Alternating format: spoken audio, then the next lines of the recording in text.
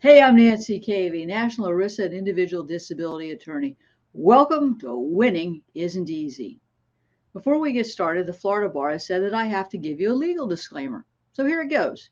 This podcast is not legal advice, but nothing is ever going to prevent me from giving you an easy to understand overview of the disability insurance world, the games the disability carriers play, and what you need to know to get your disability benefits. So off we go.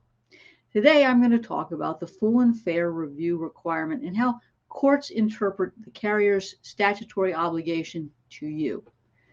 First, I'm going to talk about what does a full and fair review mean to a denied ERISA disability policyholder or beneficiary. Secondly, I'm going to talk about second time around on a disability claim and how one federal judge threw the book at a disability benefit claim administrator who missed deadlines, edited and changed their doctor's reports, and failed to produce requested plan documents. And lastly, I'm going to talk about why you've got to exhaust your administrative remedies by filing appeals in your claim and why you just can't blow up your case and send it right to federal court without filing an appeal. So let's take a break before we get started with this week's episode. Have you been robbed of your peace of mind from your disability insurance carrier?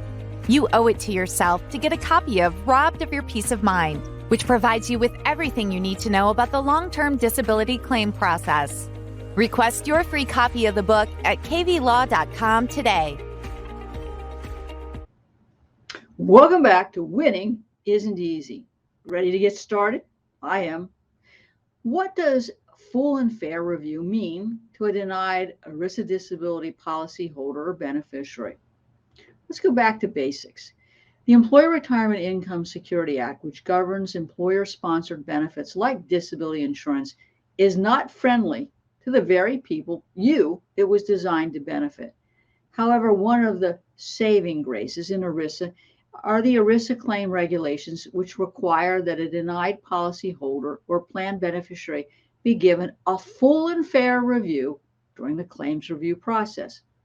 So I'm going to tell you a story because I think we can learn many lessons from stories.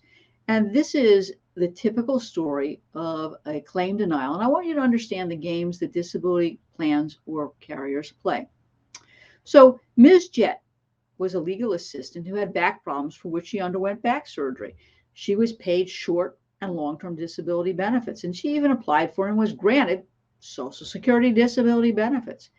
But the disability carrier, United of Omaha, was done paying benefits.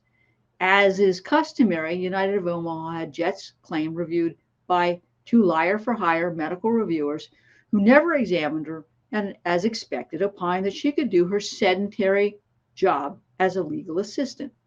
She appealed and specifically asked that United of Omaha provide her with any new medical opinions they'd obtained and provide those to her 30 days before the appeal period ended so she could address those in her appeal. So what did United of Omaha do with Jett's request for the updated medical opinions? Well, United told her to stick it. They didn't have any obligation in their view to provide her with any updated opinions it had gotten, and they weren't going to give them to her. So there. Of course, United refused to give her the report of the liar-for-hire, not so independent medical examiner, Dr. Thompson, before it issued that final denial. Dr. Thompson had opined, as you would expect, that she could engage in seated activities with occasional sitting and standing.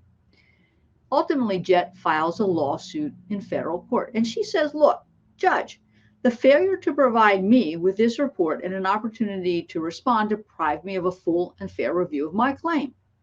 The federal court agreed with Mutual because Mutual hadn't relied on Thompson's report to find a new reason to deny the claim, but they had used the report to buttress its earlier conclusions that she could do sedentary work. And the court said that was okay. Well, fortunately, she didn't give up and she appealed to the federal district court. So what did the federal district court do with this full and fair review argument? Now, the First Circuit, which is normally not friendly to ERISA disability policyholders or beneficiaries, was actually upset. They weren't impressed with either Mutual or the federal district judge's ruling in this case. The court said, look, The ERISA regulations provide that a claimant has to be provided all of the documents that were submitted, considered, or generated in the course of making the benefit determination, whether or not it was relied upon. So the First Circuit in Jett versus United of Omaha held that the full and fair review regulations applied to the initial appeal and the determination on appeal.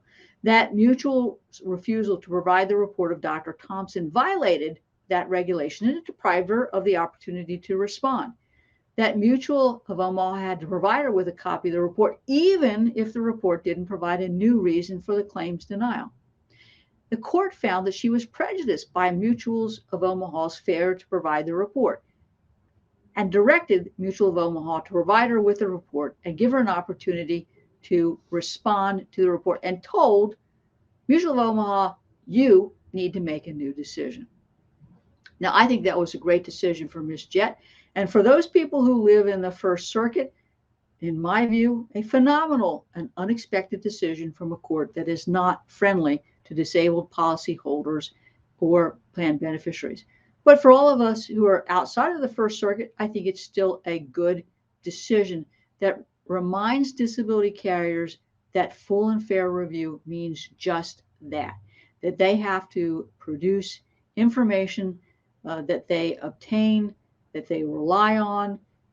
Even if they don't rely on it, they still have to produce it because it was submitted, considered, or generated in the course of making the benefit determination.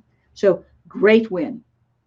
In the next segment, I'm going to talk about the second time around on a disability claim and how one federal judge threw the book at a disability benefit claim administrator who, on remand, missed deadlines, edited and changed their doctor's reports, and failed to produce and requested plan documents.